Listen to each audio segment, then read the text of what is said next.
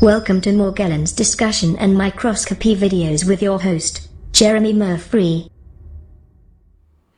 Hi, and welcome back to Morgellons disease discussion and microscopy videos. I'm your host, Jeremy Murphy, and today is Mental Health Awareness Month. It's happening all through the month of May, and it's an especially good time to talk about Morgellons, since that's a condition that is most often associated with a mental health problem. Before we get started today, I want to thank everybody for the kind feedback, but having a broken leg's kind of made it hard to really do anything because I'm having to work 3 times as hard to just get around the house, make myself some coffee in the morning, go to the breakfast.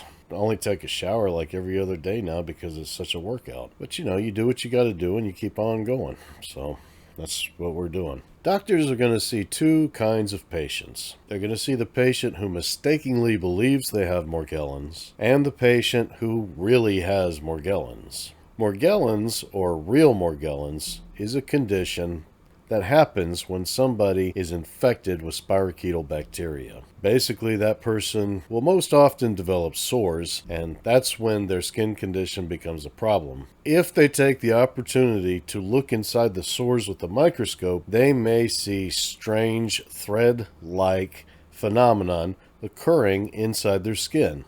If you can take a look at these microscopic images, which show cross-sections of Morgellons filaments, you see that their origin is from human skin tissue, or bovine tissue in the case of bovine digital dermatitis, or canine tissue in the case of Morgellons in dogs. So that's pretty easy to understand, right? It's just a condition that happens. Somebody gets Lyme disease and then all of a sudden they got these crazy threads coming out their skin, right? Morgellons is observed in about 6% of Lyme disease patients. Morgellons could arise from other spirochetal infections like leptospirosis. Now, it's my opinion that most of the time when doctors see these real Morgellons patients, they're seeing them not because of the filaments in their skin, but because of the sores on their body and maybe the strange patches of hyperpigmented regions in their skin. In fact, real Morgellons patients may most often be oblivious to the fact that they have any filaments or any strange phenomenon under microscopic observation in their skin. They may have never gotten a microscope to even look, so they may be oblivious about what Morgellons really is, while still exhibiting symptoms of the condition. So now that we've defined what Morgellons really is, what real Morgellons is, and how to elicit it in the patient, let's talk about what the other kind of patient that doctors see most often is. It's the patient who mistakenly believes they have Morgellons. Now, I looked this up, and there are some other medical conditions where a patient might mistakenly believe they have the disease, or they held a certain belief in high regard without applying logical reason to determine if it's a likely scenario or not. For example, Lyme disease is one of those diseases where a lot of people think they probably have it because there may be no other explanation for their strange medical presentations.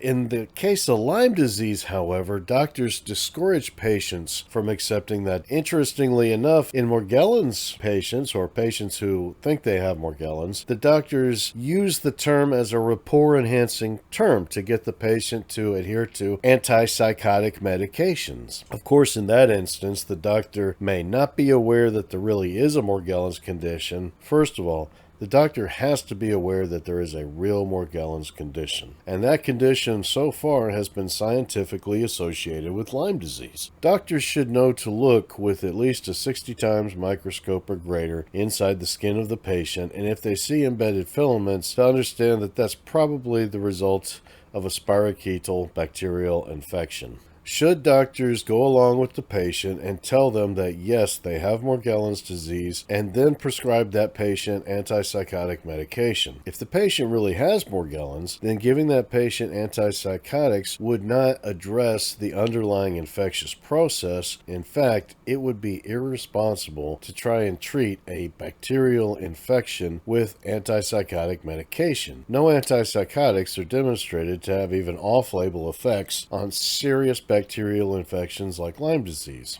But let's go the other route and say that the doctor is informed, they know that there is a Morgellons condition, and that if their patient has it, they are going to have to start them on an antimicrobial regime. If the doctor looks in the patient's sores with a microscope and determines that they do not have the Morgellons condition. They just have a condition in which sores are present. At that point, the doctor should tell the patient there is no evidence of Morgellons. They could be lacerations from the patient scratching themselves, and that could still be a result of an underlying infectious process. Ultimately, it's up to the doctor to determine why the patient is developing skin sores, but if they don't see fibers inside those sores, then there's no reason to diagnose the patient with Morgellons. And again, it wouldn't be a diagnosis of Morgellons, it would be a diagnosis of likely Lyme disease. The doctor may put exposure to tick-borne infections. Whatever it is, the problem isn't Morgellons, and most patients are oblivious to even having that condition. What most patients are concerned about are the ulcerations, the joint pains, the brain fog, and the other afflictions that are common with spirochetal infections.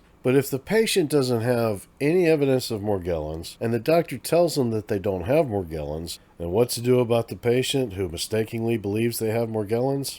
Well, I wouldn't tell a cancer patient they really had cancer if they didn't have it. You know, doctors need to hunker down, and just like with cancer and with Lyme disease, if a patient doesn't have evidence of Morgellons, then they need to say, look, I looked in your skin, I don't see these embedded filaments that are common with Morgellons disease. You definitely have something else going on, but at least you don't have to worry about Morgellons. We need the mental health community to get on board and understand that you don't tell cancer patients they have cancer if they don't. You don't tell Lyme disease patients they have Lyme disease when they don't. For mental health, for dermatology, for all the medical professions who may encounter a Morgellons patient, if that patient does not have evidence of embedded filaments in their skin tissue, don't tell that patient they have Morgellons. And that's how we're going to start to get some kind of resolution about this situation that we're dealing with, where some patients feel like they aren't being treated fairly. And it is a just concern.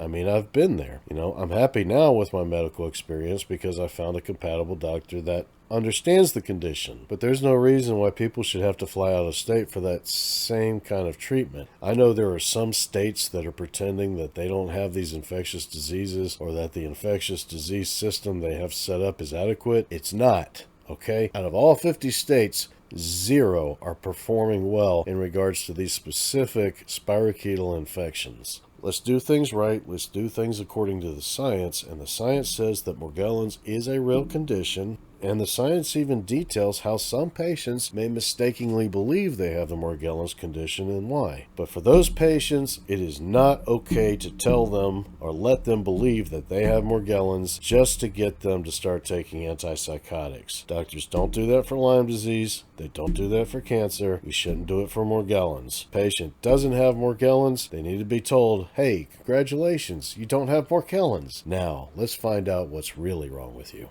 What do you guys think? Leave me a comment down below. Hey, and before we go, I want to call attention to this petition, this online petition for the CDC to acknowledge Morgellons research. This petition is basically asking for the CDC to come out and say, okay, since the 10 years that we did our study, a lot of independent research has demonstrated that Morgellons is a real condition that's associated with this bacterial process, and that physicians should be directed to distinguish the condition from the mistaken belief of having the condition. And if the patient does not have Morgellons, to not use the word as a rapport-enhancing term to get the patient to adhere to antipsychotic medication, but if the patient does have Morgellons, that they should be treated against the latest science. So if you guys could go there to moveon.org and sign this petition, be one step closer to getting official recognition and legitimization of the Morgellons disease. Hey, I appreciate y'all tuning in once again. We're going to be back with another video probably in another few days. But just hang tight. May is a great month. It's so beautiful outside. We're going to get back out there at some point. But I